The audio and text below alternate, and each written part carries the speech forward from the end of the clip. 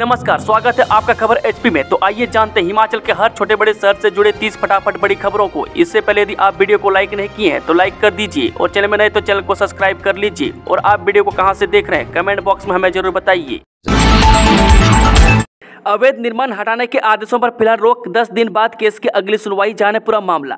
जी हां, नगर नियोजन विभाग के प्रधान सचिव देवेश कुमार ने जेल रोड स्थित मस्जिद में अवैध निर्माण हटाने के नगर आयुक्त कम निदेशक यानी कि टीसीपी मंडी के आदेशों पर अगली सुनवाई तक स्थगन आदेश जारी किए हैं। वहीं प्रधान सचिव ने निगम को मस्जिद की संपत्ति को लेकर किसी तरह की कार्रवाई करने से रोक लगा दी है। वहीं प्रधान सचिव ने प्रतिवादियों को 3 दिन में पक्ष रखने और संबंधित रिकॉर्ड पेश करने के भी निर्देश दिए। बता दें कि 10 दिन बाद मामले में अगली सुनवाई होगी। प्रधान सचिव ने अपने आदेश में कहा कि अपील में अपीलकर्ता और संपत्ति की ओर से प्रथम दृष्टया मामला बनता है और प्रतिवादी इसमें कोई हस्तक्षेप नहीं कर सकते हैं। विदेश भेजने के लिए युवाओं को एजेंटों से बचाएंगे सीएम सुक्खू, हिमाचल से 15 से 20% भर्तियां करने का लक्ष्य। जी हां, हिमाचल प्रदेश सरकार की युवाओं के लिए विदेश में रोजगार के अवसर देने की पहल के सकारात्मक परिणाम सामने आ रहे हैं। इस योजना के तहत 5 युवाओं का पहला बैच सऊदी अरब पहुंच गया है। मुख्यमंत्री सुखविंदर सिंह सुक्खू ने इन युवाओं को 31 अगस्त को शिमला में नियुक्ति पत्र दिए थे। इन युवाओं में ऊना के रजत कुमार, सुनील कुमार, जसप्रीत सिंह और अभिनव तथा जिला हमीरपुर के दिनेश शामिल हैं। बता दें कि इस पहल से राज्य के युवा एजेंटों के शोषण से बचेंगे और विदेश में उनकी सुरक्षा सुनिश्चित होगी। वहीं मुख्यमंत्री ने कहा कि विदेश में रोजगार की संभावनाओं को बढ़ाने के लिए राज्य सरकार ने यूएई स्थित दुबई में EFS facility services group limited के साथ एमओयू हस्ताक्षरित किया है। दिसंबर 2023 में सुक्खू की दुबई यात्रा के बाद ईएफएस ने विदेश भर्ती जरूरतों को पूरा करने के लिए हिमाचल प्रदेश से 15-20% भर्तियां करने का लक्ष्य है। इसके तहत आतिथ्य, तकनीकी सेवाओं, हाउस कीपिंग, खाद्य व पेय पदार्थ और कार्यालय सहायक के जैसे क्षेत्रों में प्रदेश से प्रति वर्ष लगभग 1000 युवाओं को दुबई में रोजगार दिया जाएगा। हाईकोर्ट ने 2016 से 2021 के बीच सेवानिवृत्त कर्मचारियों से मांगा ब्यौरा, जाने पूरा मामला।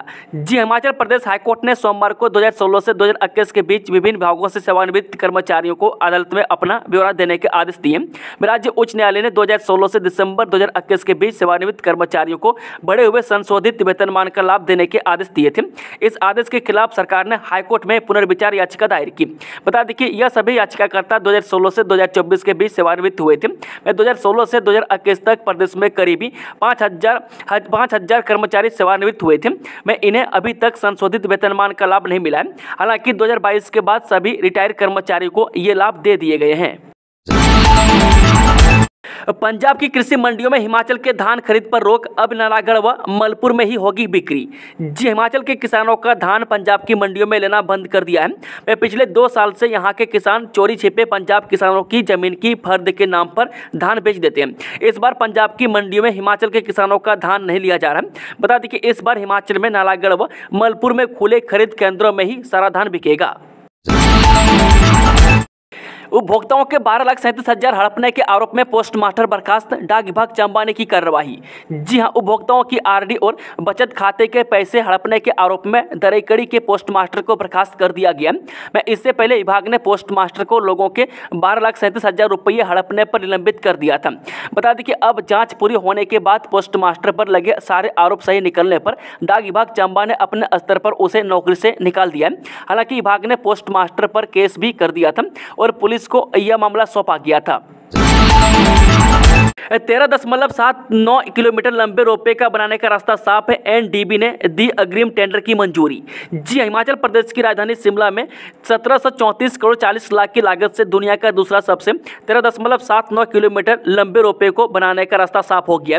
बता दें कि न्यू डेवलपमेंट बैंक यानी कि एनडीबी ने 1734 करोड़ की लागत से बनने वाले शिमला ट्रांसपोर्ट रोपवे प्रोजेक्ट के निर्माण को अग्रिम टेंडर लगाने की इजाजत दी है।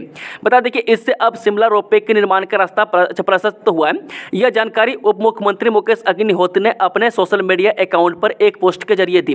मुकेश ने लिखा है कि 13.79 किलोमीटर दूरी वाला यह विश्व का दूसरा और भारत का पहला सबसे लंबा रोपवे होगा। यह 15 स्टेशनों को जोड़ने वाली 13.79 किलोमीटर लंबा रज्जू मार्ग बनेगा। ITI दाड़ी में लगेगा रोजगार मेला, न्यू हॉलैंड ट्रैक्टर कंपनी भरेगी 200 पद। जी हाँ, New Holland tractor company Himachal Pradesh की 50 महिलाओं सहित 200 युवाओं को रोजगार देगी। इसके लिए कैंपस इंटरव्यू का आयोजन 15 अक्टूबर को ITI दाड़ी में होगा। बता दें कि इस दौरान 2022 से 2024 तक के पास आउट अभ्यर्थी हिस्सा ले सकते हैं। राजकीय औद्योगिक प्रशिक्षण संस्थान दाड़ी के प्रधानाचार्य राजेश कुमार पुरी ने बताया कि 15 अक्टूबर को new Holland tractor company Noida की ओर से अप्रेंटिसशिप ट्रेनिंग के लिए कैंपस इंटरव्यू का आयोजन ITI में किया जाएगा। उन्होंने बताया कि इस कैंपस इंटरव्यू में पुरुषों में fitter, machinist, tractor mechanic, diesel mechanic, motor mechanic, Turner और पेंटर व्यवसाय में प्रशिक्षण पास युवा हिस्सा ले सकते हैं, जबकि किसी भी ट्रेड में पास महिलाएं इस कैंपस इंटरव्यू के लिए पात्र होंगी। उन्होंने बताया कि इस दौरान 50 महिलाओं जबकि 150 पुरुषों के पद भरे जाएंगे। मैं कैंपस इंटरव्यू में पास होने वाले अभ्यर्थियों को नोएडा स्थित कंपनी के प्लांट में नियुक्ति दी जाएगी। मैं प्रधानाचार्य ने कहा कि इच्छुक अभ्यर्थी सुबह 10 बजे तक संस्थान में आकर साक्षात्कार में भाग ले सकते हैं। मैं साक्षात्कार में भाग लेने वाले उम्मीदवार अपने साथ 10वीं व ITI के मूल प्रमाण पत्र, आधार कार्ड व 3 फोटोग्राफ के साथ अन्य सभी प्रमाण पत्रों की फोटो कॉपियां साथ लेकर आए। हिमाचल में नए मुख्य सचिव की नियुक्तियों को लेकर सुगबुगाहट तेज, इनके नाम की अटकलें। जी, हिमाचल प्रदेश में नए मुख्य सचिव की नियुक्ति को लेकर सुगबुगाहट तेज हो गई है। मार्च 2025 में वर्तमान मुख्य सचिव प्रबोध सक्सेना सेवानिवृत्त होने वाले हैं। मैं रेरा यानी कि रियल एस्टेट विनियामक प्राधिकरण यानी कि अध्यक्ष एवं पूर्व मुख्य सचिव डॉक्टर श्रीकांत बाल्दी का दिसंबर 2024 में कार्यकाल पूरा हो रहा है। मैं चर्चा है कि प्रबोध की नए रेरा अध्यक्ष के तौर पर जनवरी 2025 में नियुक्ति हो सकती है। मैं ऐसा होने पर IAS अधिकारियों के कैडर की वरिष्ठता में सबसे ऊपर चल रहे अतिरिक्त मुख्य सचिव के पंत, दिल्ली में केंद्रीय प्रतिनियुक्ति पर तैनात अनुराधा ठाकुर और ओंकार शर्मा में से किसी को प्रदेश की अफसरशाही की सरदारी मिल सकती है। मैं नया मुख्य सचिव कौन होगा, इसको लेकर इन दिनों सचिवालय में खूब अटकलें लगाई जा रही है। जोर का झटका धीरे से नहीं जोरों से लगा। प्रमोशन के बाद अध्यापकों को मिलेगा सिर्फ पद, नहीं उठा सकेंगे वित्तीय लाभ।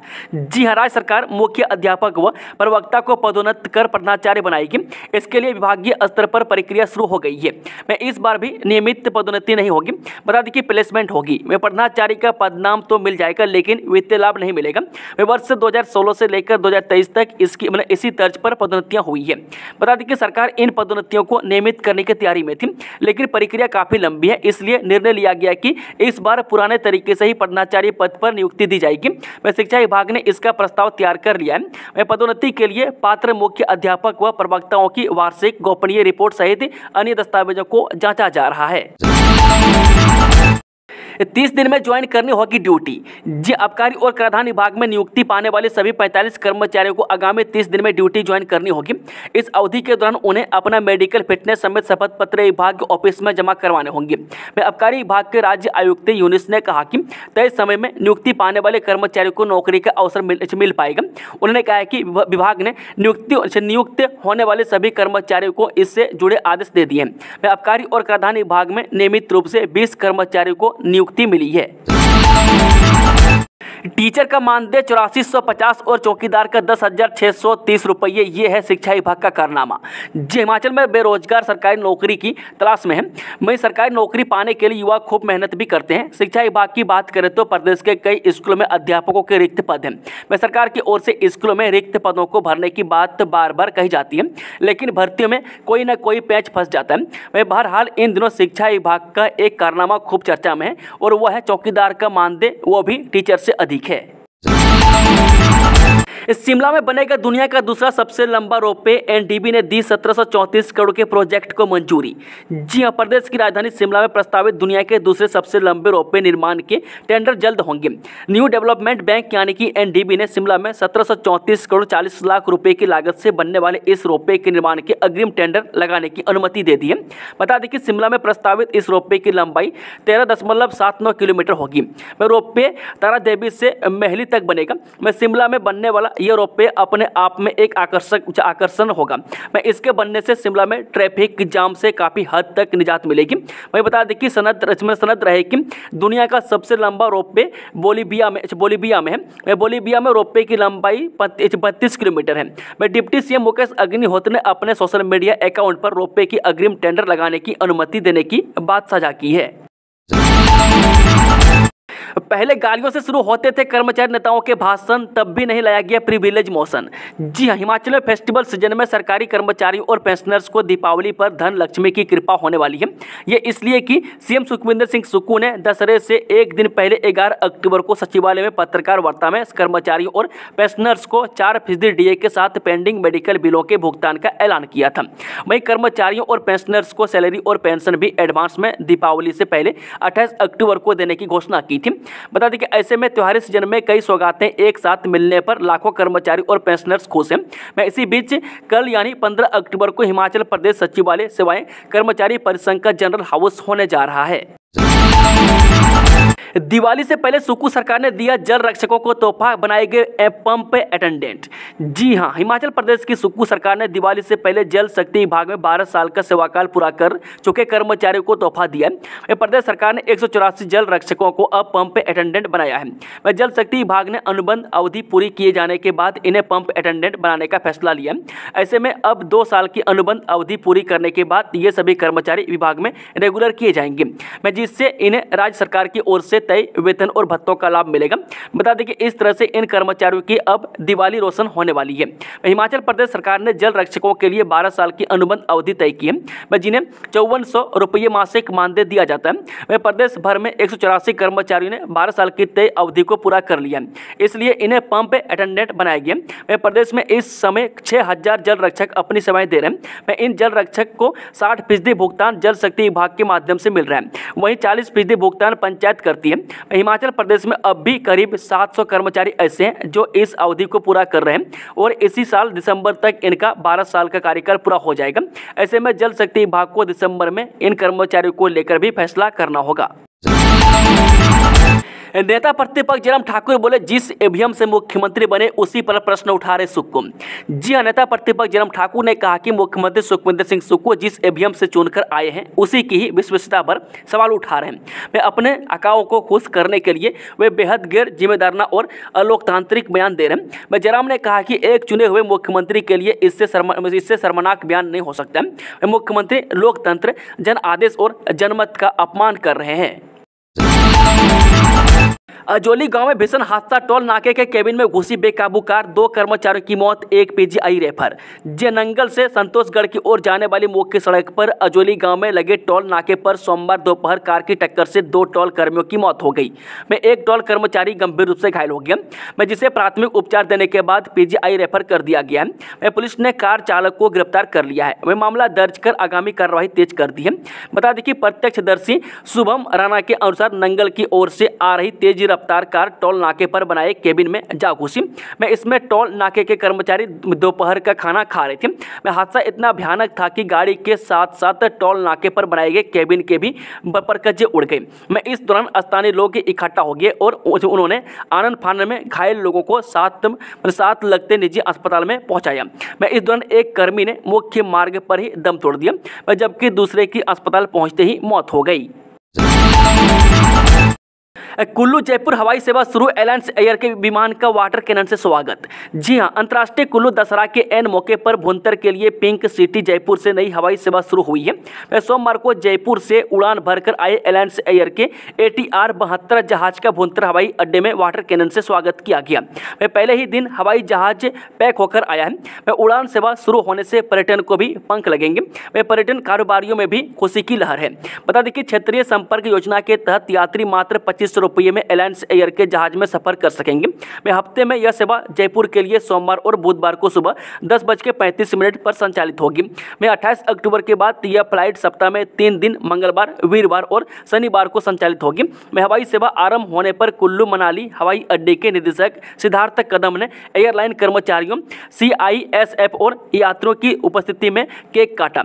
जयपुर से कुल्लू आई उड़ान में 55 सवारियां पहुंची, जबकि 21 लोगों ने कुल्लू से जयपुर के लिए उड़ान भरी। वहीं कुल्लू मनाली हवाई अड्डा अब दिल्ली, अमृतसर, देहरादून के बाद जयपुर से जुड़ गया है। सिद्धार्थ कदम ने कहा कि भुंतर हवाई अड्डे को देश के अन्य शहरों से जोड़ने की भी योजना है, जिससे कुल्लू मनाली के पर्यटन को बढ़ावा मिलेगा। बिलासपुर किरतपुर नैरचक फॉरलेन की सबसे लंबी समानांतर टनल से मार्च माह में दौड़ेंगे वाहन। जी किरतपुर नैरचक फॉरलेन पर कैंची मोड़ में बन रही समानांतर टनल का निर्माण कार्य मार्च 2025 तक पूरा हो जाएगा। इससे 1800 मीटर लंबी टनल की खोदाई लगभग पूरी हो चुकी है। बता दें कि बीच में करीब 70 मीटर के हिस्से से मलबा निकालना ही बाकी रहा है। टनल का काम दीपावली के बाद जोर पकड़ेगा। मलबा निकालने के बाद लाइनिंग का कार्य शुरू होगा। लाइनिंग और फिनिशिंग वर्क को मार्च तक पूरा करने का लक्ष्य रखा गया है। हिमाचल में घटा सेब उत्पादन पिछले साल की तुलना में 20,000 मीट्रिक टन की गिरावट। जी हिमाचल में साल दर साल सेब उत्पादन में गिरावट आ रही है। इस साल भी सेब उत्पादन में करीब 20,000 मीट्रिक टन की गिरावट आई है। मंडी मध्यस्थता योजना के तहत सेब खरीद भी पिछले साल के मुकाबले करीब 17,000 मीट्रिक टन कम हुई है। प्रदेश में सेब सीजन समापन की ओर है। शिमला के ऊंचाई वाले कुछ क्षेत्रों के अलावा किन्नौर और लाहौल स्पीति में बहुत कम सेब बचा है। बता दें कि दिसंबर 2023 से मई 2024 के बीच पर्याप्त बारिश और बर्फबारी न होने के कारण चिलिंग ओवर प्रभावित होने से फसल को नुकसान हुआ है। इस साल सीजन करीब 15 दिन देरी से शुरू हुआ। साल 2022-23 में इस समय तक 4,07,000 मीट्रिक टन सेब कारोबार हुआ था, जबकि इस साल 3,87,000 मीट्रिक टन ही सेब कारोबार हुआ है। MIS के तहत पिछले साल अब तक 49,000 मीट्रिक टन सेब खरीद हुई थी। इस साल 32,000 मीट्रिक टन सेब खरीदा जा सका है। मिल्क फेड ने तैयार किया बकरी के दूध का घी इतने रुपये किलो मिलेगा। जी हाँ, प्रोटीन और कैल्शियम से भरपूर बकरी के दूध का घी दीपावली से मिल्क फेड के सभी केंद्रों पर 1800 रुपये किलो की दर से मिलेगा। प्रदेश सरकार के पायलट प्रोजेक्ट के तहत ऊना जिला के झलेड़ा मिल्क के प्लांट में बकरी के दूध से घी का उत्पादन शुरू हो गया। बता दें कि ग्रामीणों से 70 रुपये किलो की दर से बकरी का दूध खरीदा जा रहा है। हालांकि अभी मिल्क फेड को जरूरत के अनुसार दूध उपलब्ध नहीं हो पा रहा है। रोजाना ऊना जिले के ग्रामीण इलाकों से 30 से 40 किलो दूध की ही खरीद हो पा रही है।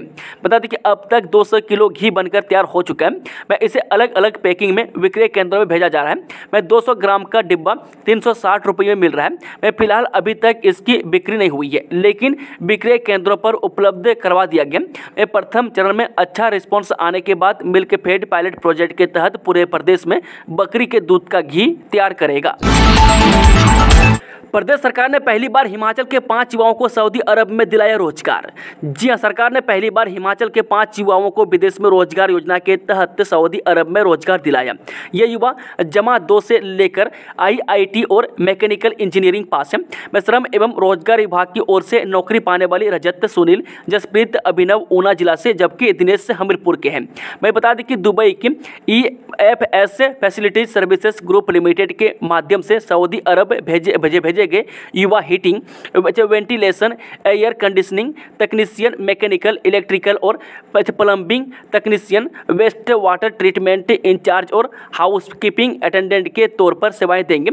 इन युवाओं को 51,750 रुपये तक वेतन मिलेगा। प्री मैट्रिक और PM यशस्वी स्कॉलरशिप के लिए अब 31 अक्टूबर तक करें आवेदन। जी हां, भारत सरकार ने केंद्र प्रायोजित स्कॉलरशिप स्कीम के लिए आवेदन की समय अवधि को बढ़ाया है। इसके तहत pre matric scholarship for SC and ST student और PM Yashasvi pre matric scholarship scheme for OBC, EBC और DNT स्टूडेंट स्कॉलरशिप स्कीम के लिए छात्र नेशनल स्कॉलरशिप पोर्टल पर 31 अक्टूबर तक आवेदन कर सकेंगे। इसके अलावा प्री मैट्रिक स्कॉलरशिप स्कीम यानी कि दिव्यांग वर्ग के लिए छात्र 15 अक्टूबर तक पोर्टल पर आवेदन कर सकते हैं। ऐसे में उच्च शिक्षा विभाग ने सभी पात्र छात्रों को तय समय में आवेदन करने को कहा है। साथ ही इसके लिए शिक्षण संस्थानों के प्रमुखों व नोडल अधिकारियों की भी जिम्मेदारी तय की है। शिक्षण संस्थानों में नोडल अधिकारी छात्रों को स्कॉलरशिप के लिए आवेदन करने में छात्रों की मदद करेंगे। Pre matric scholarship for SC student योजना के तहत अभी तक 1276 आवेदन मिले हैं। इसमें से 312 वेरीफाई हो चुके हैं। पिछले वर्ष के एरियर को तरस रहे 1300 कंप्यूटर शिक्षक। जी स्कूलों में कार्यरत लगभग 1300 कंप्यूटर शिक्षकों को पिछले वर्ष का 7 महीने का एरियर नहीं मिला है। इन शिक्षकों का अप्रैल से लेकर अक्टूबर 2023 तक का एरियर पेंडिंग है। 1300 शिक्षकों को प्रति शिक्षक 14,000 रुपये के हिसाब से यह एरियर मिल रहा है। अब शिक्षक सरकार से दीपावली से पहले इस एरियर को जारी करने की मांग कर रहे हैं। गौर हो कि पिछले वर्ष से सरकार ने इन शिक्षकों के वेतन में 2,000 रुपये बढ़ाई थी, लेकिन शिक्षकों को अप्रैल की बजाय नवंबर 2023 2023 में बढ़ा हुआ वेतन दिया गया, जबकि बीते 7 महीने का एरियर शिक्षकों को अभी तक नहीं मिला। ऐसे में हिमाचल प्रदेश कंप्यूटर शिक्षक संघ ने प्रदेश सरकार से कंप्यूटर शिक्षकों के लंबित एरियर यानी कि बजट 2023-24 का भुगतान दीपावली से पहले करने की मांग की है। स्पेशल एजुकेटर भर्ती नियमों में संशोधन की मांग। जी, राज्य के शिक्षा विभाग में भरे जा रहे शिक्षा विभाग में स्पेशल एजुकेटर के 245 पदों के लिए स्पेशल एजुकेटर संघ ने भर्ती नियम में संशोधन करने की मांग की है।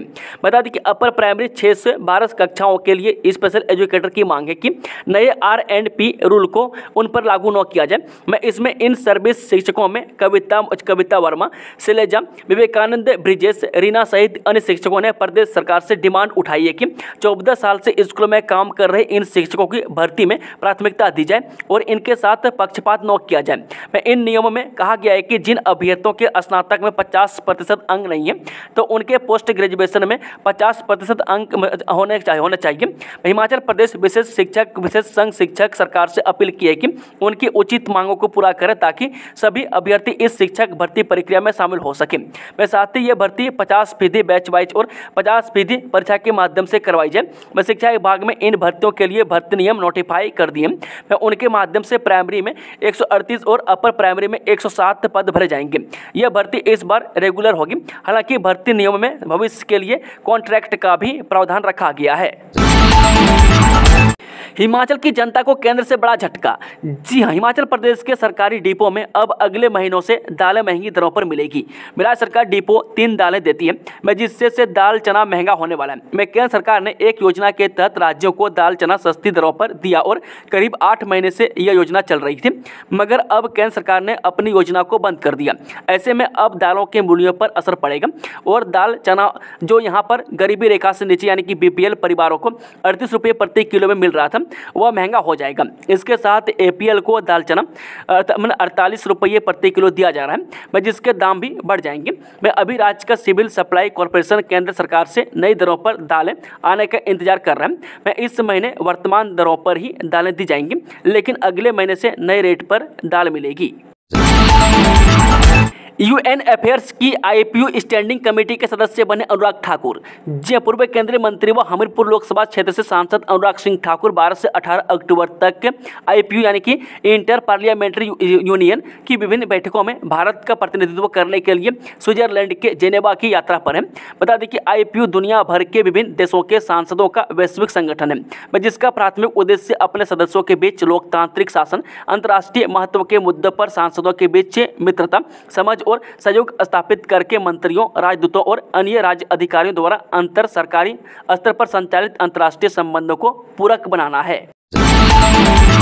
DDM विवेक लखनपाल को स्टेट लेवल अवार्ड। जी, हमीरपुर जिला के धनेटा क्षेत्र से संबंध रखने वाले DDM विवेक लखनपाल को निगम में 0 ओवर टाइम की व्यवस्था लागू करने के लिए प्रदेश के मुख्यमंत्री सुखविंदर सिंह सुक्खू और उप मुख्यमंत्री मुकेश अग्निहोत्री ने स्टेट लेवल अवार्ड से सम्मानित किया है। बता दें कि DDM विवेक लखनपाल ने HRTC में 0 ओवर टाइम की व्यवस्था लागू करके सालाना लगभग 5 करोड़ रुपये की बचत निगम को करवाई है। कच्ची और पक्की नौकरी में बंट गए 45 JOA कर्मचारी। जी हां, आबकारी और कराधान विभाग में नियुक्ति पाने वाले 45 जूनियर ऑफिस असिस्टेंट यानी कि JOA 2 भागों में बंट गए। राज्य चयन आयोग के परिणाम निकलने में हुई देरी की वजह से यह संकट पैदा हुआ है।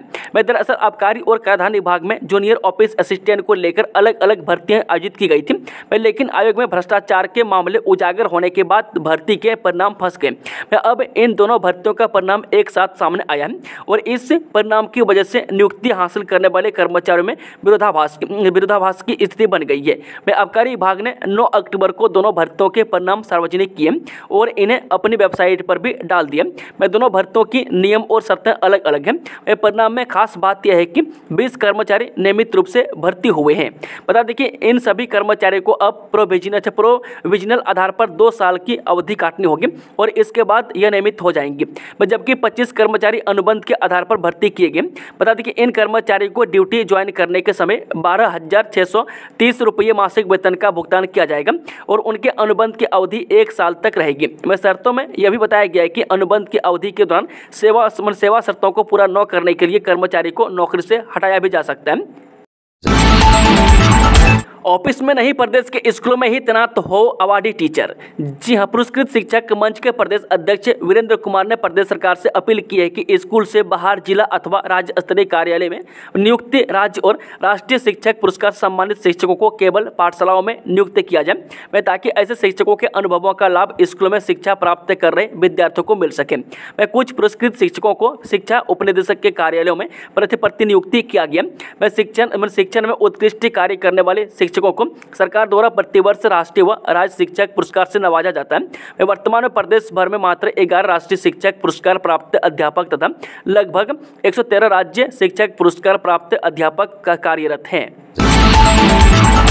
शिमला के बाजारों में वेंडिंग जोन पर ब्लू लाइन लगाने का काम शुरू, संजौली को लेकर मेयर ने क्या कहा। जी हां, नगर निगम शिमला अवैध कब्जाधारियों पर शिकंजा कसने जा रही है।